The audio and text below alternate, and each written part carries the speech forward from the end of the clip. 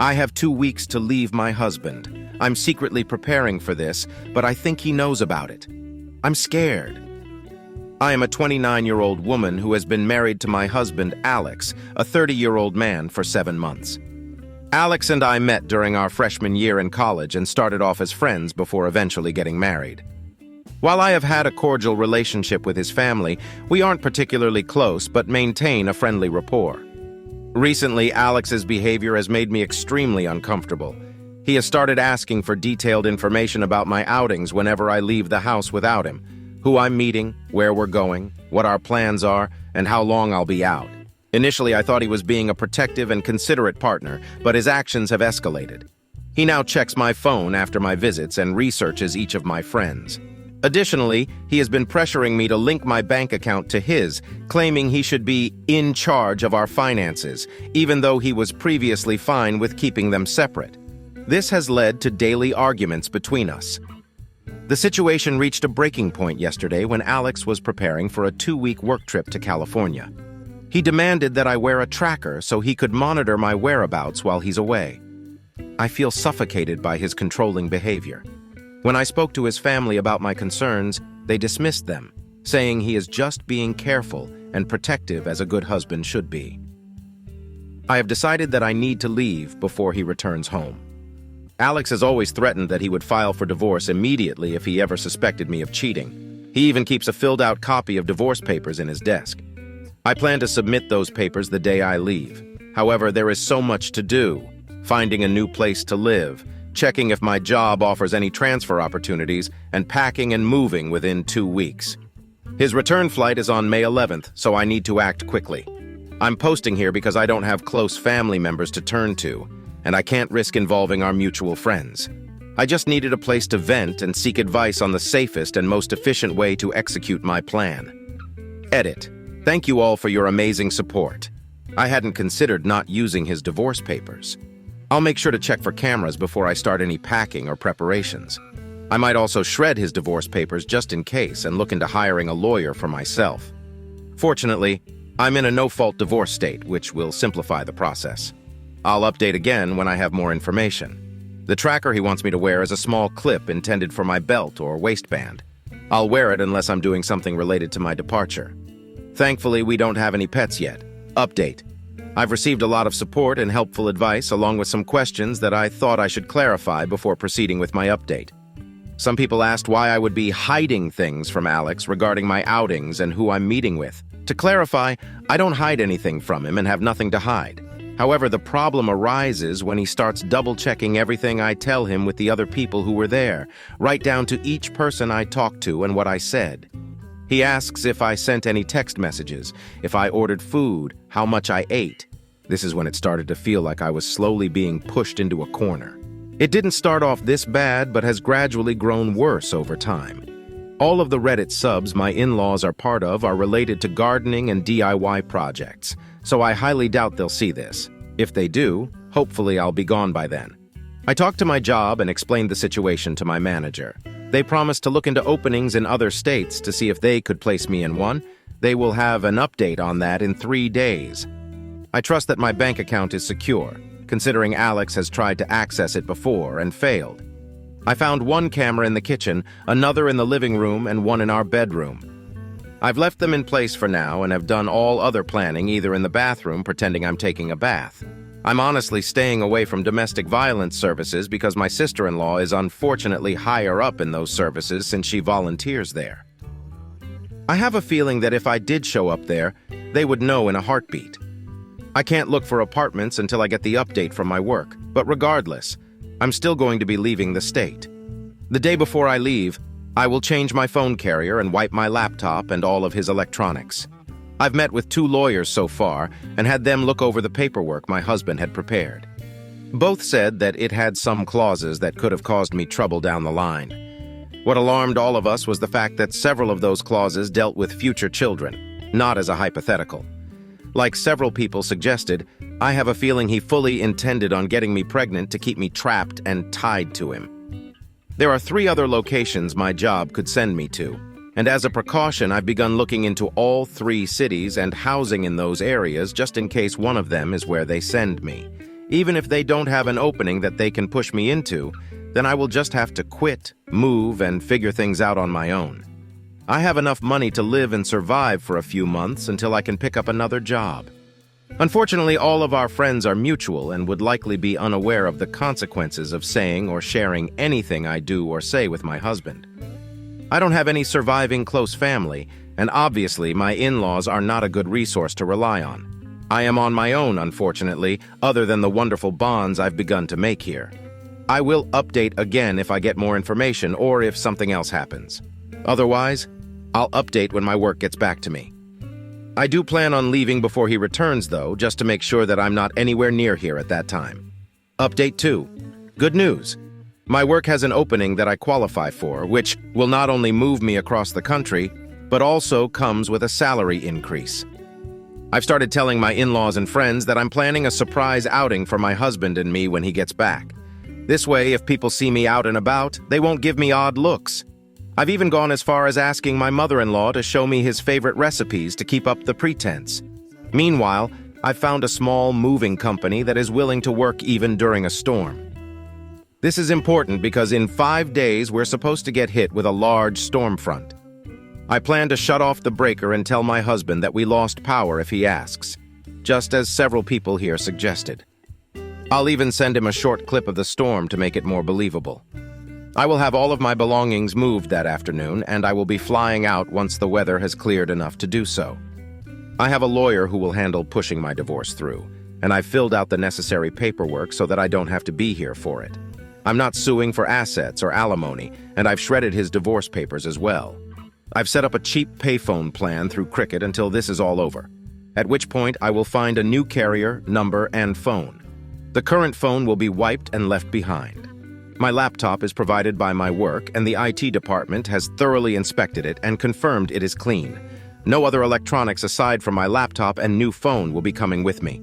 If Alex needs to talk to me, he can do so through my lawyer. I'm hoping that nothing else happens and that he doesn't suspect anything until after I've left. I'm not planning to turn the breaker back on when I leave. He can do that when he gets home. My work is covering the plane ticket, so that's one expense I don't have to worry about. Update 3. It's been a busy week, but I've accomplished so much. Firstly, I am now out of the house and currently staying in a hotel while I search for an apartment. It's a big city, bustling with people no matter where you look. Back home, we experienced a pretty severe storm system that lasted 2 days, with high winds, thunder, lightning, and even hail everywhere. I didn't take much from the house, just my documents, clothes, and important sentimental items. I left all the furniture and electronics behind. Before leaving, I cleaned the house from top to bottom and took pictures on my phone to ensure he couldn't claim I damaged anything. My lawyer has already initiated divorce proceedings, and my husband will be served on the 8th. His plane is scheduled to land early in the morning, and the sheriff will be at the house waiting for him. He is very concerned about public appearances and reputation. My lawyer will also call him to inform him that I am more than willing to publicly disclose everything about his actions if it means securing my freedom from him. I am prepared to go to court for as long as necessary to get this divorce finalized. I haven't informed our friends or his in-laws yet. I plan to do that while he is on the flight to prevent him from finding out before he's served the divorce papers. I will be calling around to explain why we're getting divorced, in an effort to prevent him from twisting the situation into somehow being my fault. I don't want him claiming I had an affair or something else, so I need to get the truth out before he can manipulate the narrative. I'm doing okay. I'm tired, but I feel almost jittery and off-kilter. I keep looking over my shoulder and monitoring what I say, even when I don't really need to anymore. Hopefully that feeling will fade soon. My work is covering the cost of the hotel, and I'm working on getting my other things in order. I also need to find a new GP because I want to get a full checkup just to make sure everything is okay. I'm not sure when my next update will be, probably when the divorce papers are filed or if we have to go to court to push them through. I'll try to keep my head up, but it feels like I'm in a whirlwind with so many things to do and think about. I kind of thought it would be easier once I got out of the house, but while the fear is smaller, somehow the number of tasks only seems to have grown. Update 4. Sorry I haven't updated for a while. Things got hectic and a bit chaotic, honestly. Firstly, I'm still working on getting an apartment and have applications in at 3 different places. Hopefully, I'll hear back from them soon. I'm continuing to go into work at the new location so I don't have to worry about burning through my emergency savings completely.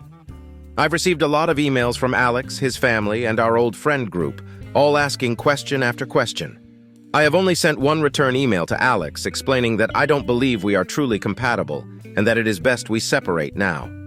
I mentioned that his treatment of me, despite my having done nothing to deserve it, was just as much of a deal breaker as cheating would be for him. I ended the email by stating that I would not be contacting him further and that any additional communication would be handled through my lawyer. For his family and friends, I typed up one email outlining everything that had happened and why I left. I told them I wished them no ill will, but emphasized that such treatment of his wife and partner was not acceptable. I also expressed the hope that, should Alex get remarried in the future, they would support both partners and not just Alex. According to my lawyer, Alex was livid when he was served. The sheriff actually ended up booking him for assault on an officer and menacing due to the threats he was shouting. His father bailed him out within a few hours, but with the sheriff's testimony, my lawyer believes I have a very good chance of getting a restraining order. Upon returning to the house, Alex apparently lost his temper again. He broke the dining table into pieces, destroyed the TV, and put several holes in the walls. This information came from one of our friends who reported that Alex had called him to help clean up the mess. My lawyer already has pictures of the house that I took, complete with timestamps as evidence that nothing had been damaged by me. My friend also reported that Alex tried to claim I had been the one to trash the house, but the holes in the wall were at head height. Alex is 6'3" and I'm 5'4", so he knew that was false. Either way, taking those pictures will definitely help me. So thank you everyone here for the advice because I never would have thought of that on my own. My work won't share details of where I am because I deal with some higher-end clientele who value security. That information won't be gossiped about, and no, I'm not some stripper or escort. I deal with contracts, notary services, and business management. As such, even if Alex tried to use my workplace to find me, he wouldn't succeed. Update on leaving. To start, no, I didn't bring my car with me. The public transportation here is efficient enough that I don't need one. I have secured an apartment and the building has excellent security measures. You need a key card to enter, and there is a security guard stationed at a desk right by the entrance. As part of my lease agreement, I provided them with photos of Alex and his family, ensuring that even if they somehow locate me, they won't be allowed in. The responses I received from the emails varied significantly. Alex's family accused me of overreacting and insisted that I owe Alex an apology for the trouble this has caused him. They are particularly concerned about the pending criminal charges, which could jeopardize his job if he is convicted. Alex himself sent a lengthy email, filled with apologies and pleas for me to return home.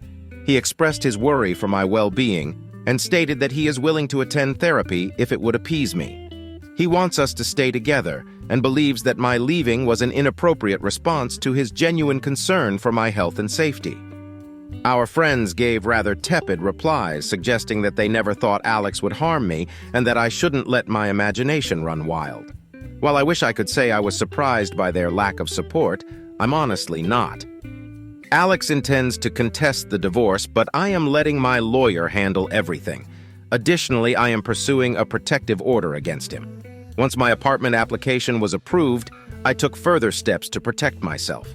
I froze my credit, changed my phone carrier and number, and ensured that none of my documents list Alex as my next of kin or power of attorney. Some have asked why I am so cautious about Alex and his potential future actions.